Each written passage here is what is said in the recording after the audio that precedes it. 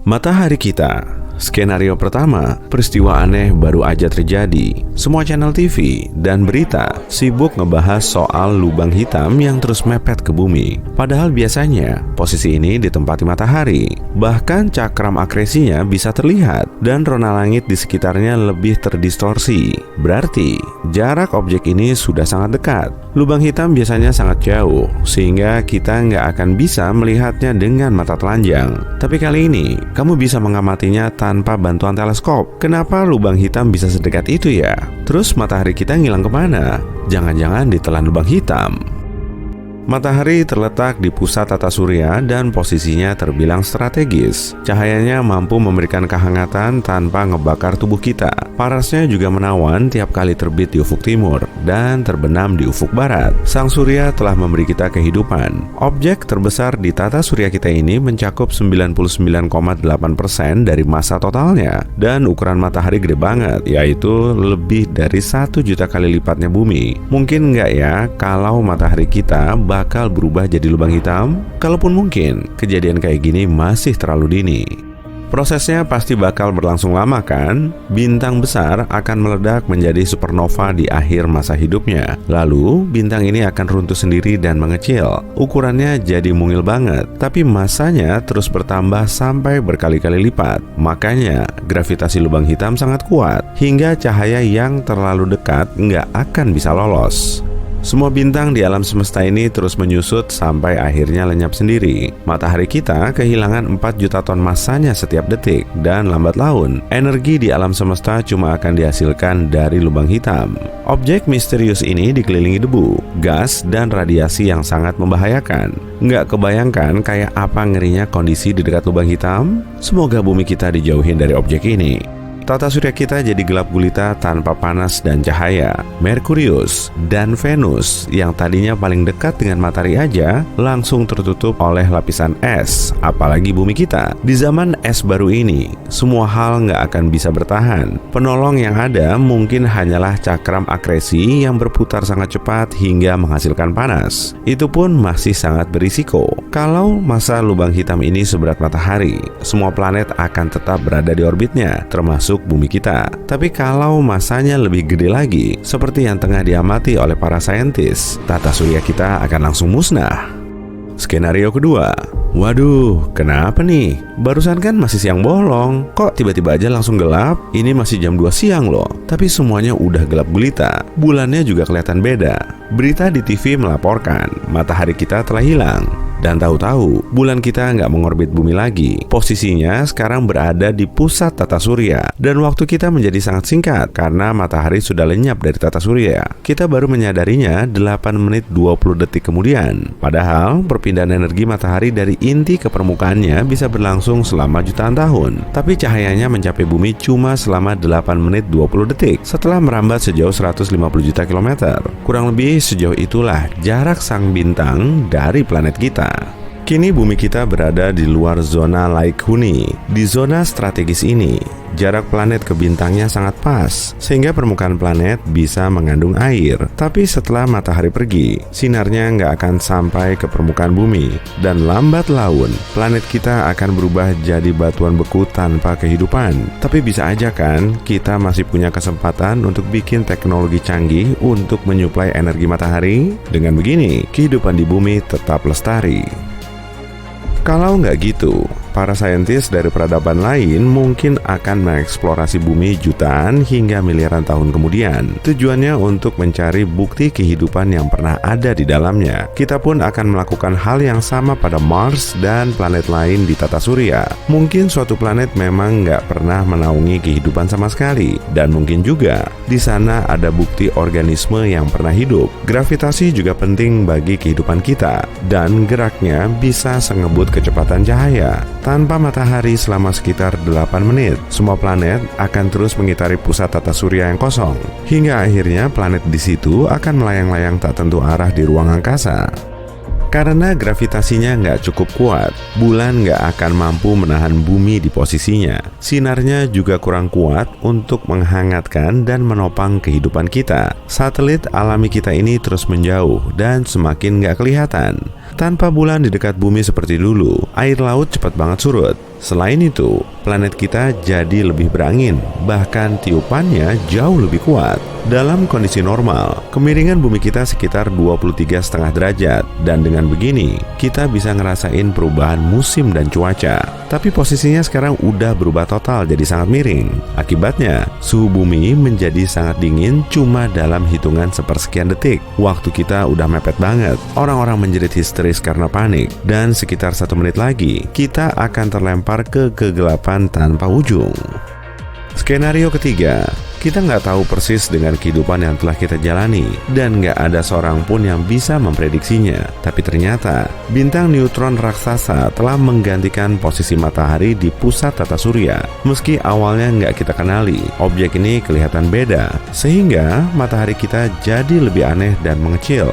Detail lainnya udah dibahas di banyak berita, tapi sebetulnya kita nggak tahu prosesnya sama sekali. Mungkin matahari kita tersembunyi di balik bintang neutron itu, atau mungkin udah didepak entah kemana.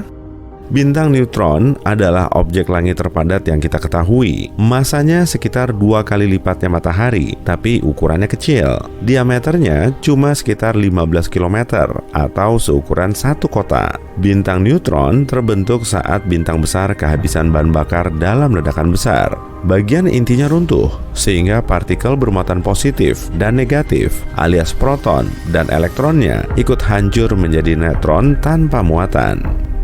Situasinya menjadi sangat sulit, dan sebenarnya kita tinggal nunggu waktu aja. Gravitasi bintang neutron 2 miliar kali lebih kuat daripada gravitasi bumi. Jadi, matahari baru kita ini akan menarik semua planet ke arahnya. Dan akhirnya, seluruh planet di tata surya kita akan hancur. Bahkan prosesnya telah berlangsung. Planet mulai meninggalkan orbit stabilnya karena tertarik oleh bintang neutron yang sangat kuat. Kondisinya langsung berubah jadi kacau balau. Dan parahnya lagi, bintang neutron bisa berputar lebih dari 700 kali setiap detik, sedangkan matahari kita berotasi tiap 27 hari sekali. Jadi, setelah menghancurkan semua planet, bintang ini akan terus berputar di seluruh alam semesta. Geraknya diperkirakan mencapai 1/5 kalinya kecepatan cahaya. Mungkin bintang ini sesekali akan melambat atau tersendat sih, tapi mungkin juga enggak. Setelah ribuan tahun, banyak bintang neutron mulai melambat kemudian padam. Tapi prosesnya nggak selalu begitu. Kalau bintang neutron berdekatan dengan bintang lain, ia akan mengorbit bintang itu kemudian melahap atmosfernya sampai runtuh. Lalu, bintang ini akan berubah menjadi lubang hitam raksasa dan matahari kita akan padam. Saat bintang neutron itu lahir, matahari sudah berumur 4,6 miliar tahun. Jadi sudah mencapai setengah dari masa hidupnya. Matahari telah membakar setengah hidrogennya dan masih memiliki cadangan yang cukup untuk dipakai 5 miliar tahun lagi. Menurut perkiraan, matahari akan padam saat ukurannya sebesar bumi, dan setelah kehabisan bahan bakar, sang bintang akan runtuh sendiri. Bobotnya masih tetap melar, tapi volumenya akan seperti planet kita. Kehidupan nggak akan terbentuk tanpa matahari, dan endingnya bisa dibilang sama aja. Tapi proses ini berlangsung sangat lambat, jadi kemungkinan manusia sudah nggak di tata surya ini lagi. Tapi bintang neutron bikin prosesnya berlangsung sangat cepat dan amburadul. Kalau ada bintang neutron yang lagi aktif di galaksi lain nun jauh di sana, kita cuma akan melihatnya dalam bentuk kedipan cahaya yang dinamakan dengan pulsar. Padahal di situ ada ledakan besar. Boom! Hanya ada satu bintang di tata surya kita, matahari. Dan semua planet mengorbit bintang ini. Tapi ada juga sistem dengan sebuah planet yang mengorbit 2 matahari. Misalnya, Kepler 16b berupa tempat yang keras dan dingin yang terdiri dari setengah batu, setengah gas. Tapi yang paling keren, kalau kamu mengunjungi planet ini, kamu akan melihat 2 matahari terbenam dan punya 2 bayangan. Astronom sepertinya menemukan hal lebih langka dan lebih aneh lagi. Mungkin ada planet yang mengorbit 3 bintang sekaligus. Sistem bintang JW Orionis jaraknya sekitar 1.300 tahun cahaya dari planet kita. Itu terdiri dari 3 cincin jingga, terbuat dari debu, dan berada di dalam satu sama lain. Di tengah sistem ini, kamu bisa melihat 3 bintang. 2 bintang ini binari, yang artinya 2 bintang ini mengorbit satu sama lain. Bintang ketiga mengelilingi 2 bintang itu, dan ilmuwan menemukan bahwa 3 cincin itu tidak sejajar. Cincin paling dalam berayun lebar dalam orbitnya, dan cincin terluar memiliki kemiringan 38 derajat.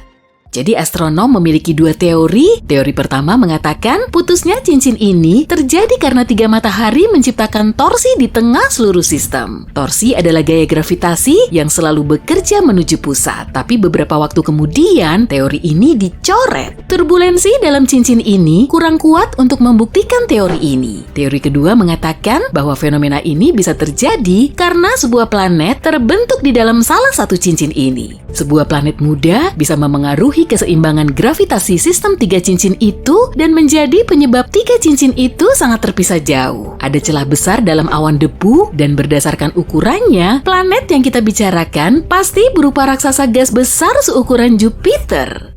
Semua benda angkasa terbentuk karena gravitasi menarik materi. Jika ada rotasi sedikit pun di awal, kecepatan putaran meningkat seiring waktu, terutama saat sebuah benda mulai jatuh. Itu sebabnya semua benda angkasa berputar, termasuk partikel debu dan bahkan lubang hitam. Lubang hitam kehilangan massa karena sesuatu yang disebut radiasi Hawking. Horizon peristiwanya menjadi semakin kecil, tapi proses ini sangat amat lambat. Horizon peristiwa lubang hitam adalah point of no return, itu seperti batasan yang mengelilingi lubang hitam. Dan tidak ada apapun termasuk cahaya dan radiasi bisa keluar begitu menyeberangi batasan ini. Rata-rata lubang hitam butuh miliaran kali umur alam semesta untuk menghilang sepenuhnya. Galaksi Bima Sakti kita juga mungkin memiliki lubang hitam supermasif, tapi kita tidak dalam bahaya. Salah satu lubang hitam besar terdekat, V4647 Sagittari, kemungkinan besar berjarak 20.000 tahun cahaya. Mengamati dampak lubang hitam aman dilakukan dari kejauhan. Masalah dimulai saat kamu terlalu dekat karena gaya gravitasinya yang luar biasa besar. Galaksi bisa saling menelan, itu salah satu cara galaksi berkembang seiring waktu. Tetangga terdekat kita disebut Andromeda dan saat ini menelan salah satu galaksi satelitnya. Dulu, Andromeda menelan setidaknya 2 galaksi satelit. Banyak gugusan bintang tersebar di seluruh galaksi ini. Andromeda pasti mencuri bintang-bintang ini dari galaksi lain. Ilmuwan akhirnya berhasil mengidentifikasi bintang-bintang itu. Bintang-bintang ini ditemukan di penggabungan galaksi yang terjadi miliaran tahun lalu.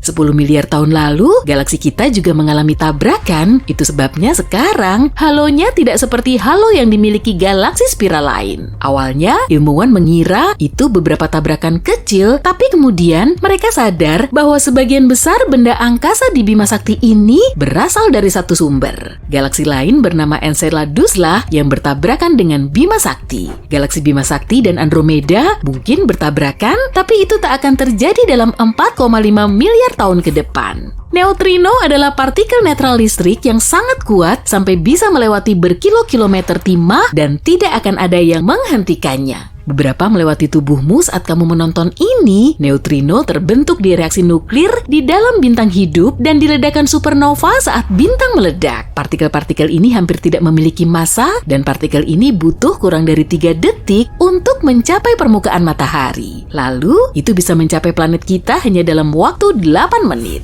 Ada planet TOI 1231b yang jaraknya sekitar 90 tahun cahaya dari bumi. Planet ini mirip dengan Neptunus dan itu adalah sebuah raksasa gas. Tapi menariknya, planet ini kemungkinan memiliki atmosfer yang kaya. Planet ini lebih dari 3,5 kali ukuran bumi dan sedikit lebih hangat dari kita dahulu, 50 derajat Celcius. Planet ini mengorbit bintang Katai merah yang jauh lebih kecil daripada matahari kita, tapi bintang ini juga jauh lebih tua. 1 tahun di planet ini hanya 24 hari bumi. Meskipun dekat ke bintang induknya, planet ini relatif dingin. Itu karena bintangnya ada di sisi lebih dingin juga. Astronom berpikir mereka melihat awan di atmosfer planet misterius ini dan mungkin itu terbuat dari air. Sistem bintang dan planet ini menjauh dari bumi dengan cukup cepat. Itu sebabnya ilmuwan dengan mudah mendeteksi atom hidrogen yang terlepas dari atmosfer planet ini. Ya, artinya planet ini mungkin memiliki ekor. Lubang hitam hipotetis adalah benda angkasa aneh yang merupakan kebalikan dari lubang hitam. Cahayanya sangat terang dan pertama disebutkan oleh Einstein dalam teori gravitasinya. Seringkali ilmuwan membicarakan lubang putih dalam konteks lubang cacing. Ada sebuah teori yang mengatakan lubang hitam seperti semacam titik masuk menuju terowongan yang membawamu melewati ruang dan waktu. Kalau begitu, lubang putih mungkin jalan keluar yang berada di tempat lain di alam semesta. kasta. Di sisi lain, lubang putih belum tentu harus menjadi jalan keluar dari lubang cacing. Itu bisa juga tayangan ulang gerakan lambat terbentuknya lubang hitam awal.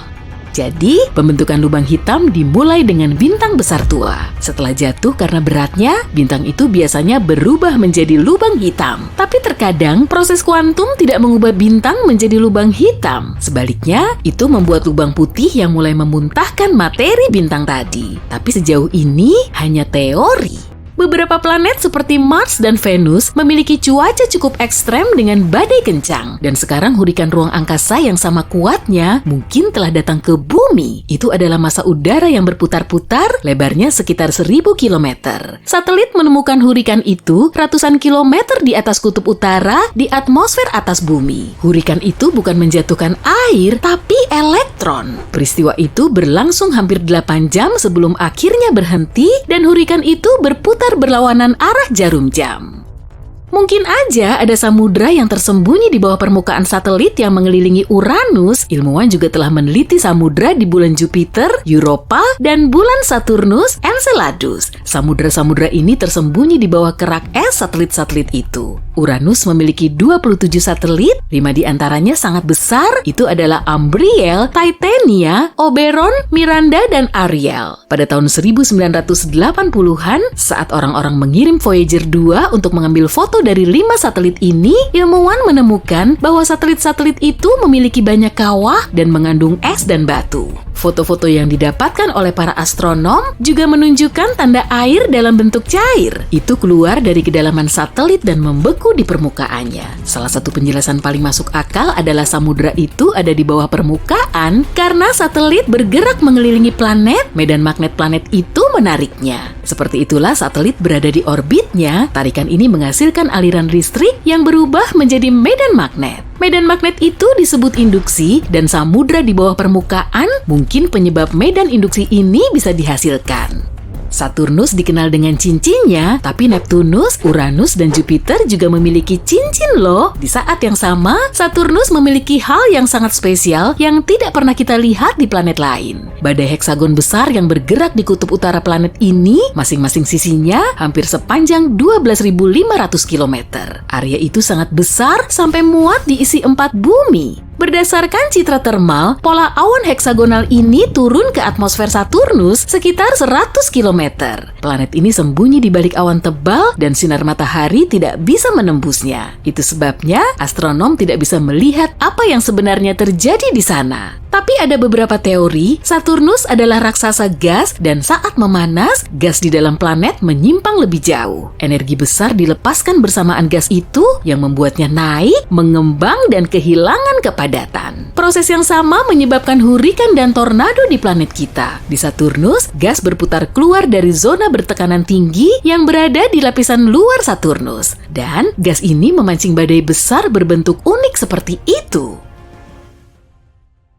Sebetulnya kurang tepat kalau kita menyebut matahari sebagai pusat tata surya kita. Di dekatnya ada area yang disebut barycenter atau pusat massa, jadi semua tergantung pada posisi masing-masing planet. Letak barycenter biasanya paling dekat dengan objek yang memiliki lebih banyak massa. Dan berhubung kita ada di bumi, pusat tata surya kita yang sebenarnya adalah matahari, tapi bukan di dalam pusatnya.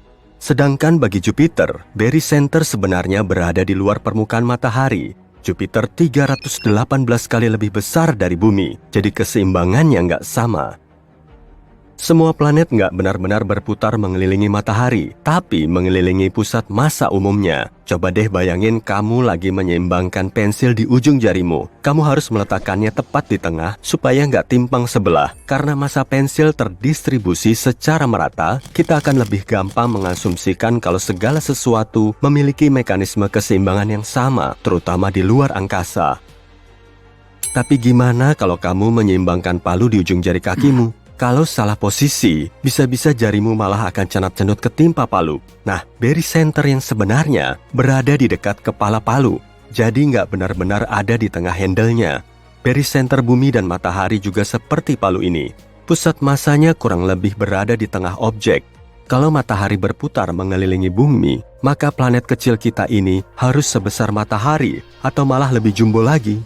Belum lagi planet lain di tata surya juga harus berotasi di sekitar bumi. Tapi, di zaman kuno, orang-orang cerdas selalu mengira kalau semua objek berputar mengelilingi bumi. Mereka menyebutnya sebagai model geosentris, dan mereka menganggapnya logis karena benda langit di atas sana kelihatan mengelilingi bumi. Matahari dan bulan memainkan peran penting dalam sejarah manusia, dan kita cuma bagian kecil dari alam semesta ini. Di zaman Yunani kuno dan abad pertengahan, orang-orang pintar memakai model geosentris untuk mempelajari ruang angkasa. Baru pada abad ke-16, model tersebut berubah. Pada masa itu, mereka belum bisa ngebayangin kalau objek lain di tata surya kita mengelilingi matahari, dan mereka belum punya pengetahuan yang memadai untuk mendukung semua ini. Bumi nggak bisa menjadi pusat tata surya karena ukurannya kurang besar.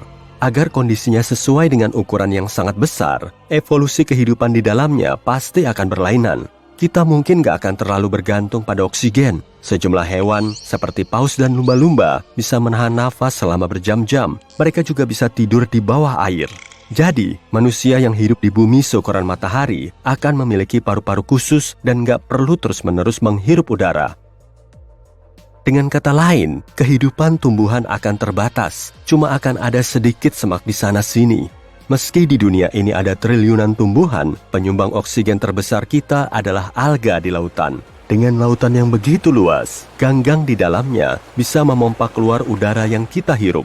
Oksigen di bumi nggak akan begitu melimpah, tapi mekanisme pernafasan kita mungkin tergantung pada karbon dioksida, gas yang juga lazim ditemukan di planet lain. Kalau suhu bumi memanas, airnya akan langka, dan kita cuma akan menemukan di bagian tertentu seperti puncak gunung. Suhu tanah akan terlalu terik bagi organisme yang hidup di atasnya. Nggak ada lagi perbedaan musim. Ukuran matahari yang cukup besar sudah bisa menyuplai energi yang kita perlukan. Tapi karena bumi akan sangat besar, matahari cuma akan menjadi benda langit biasa yang memancarkan panas.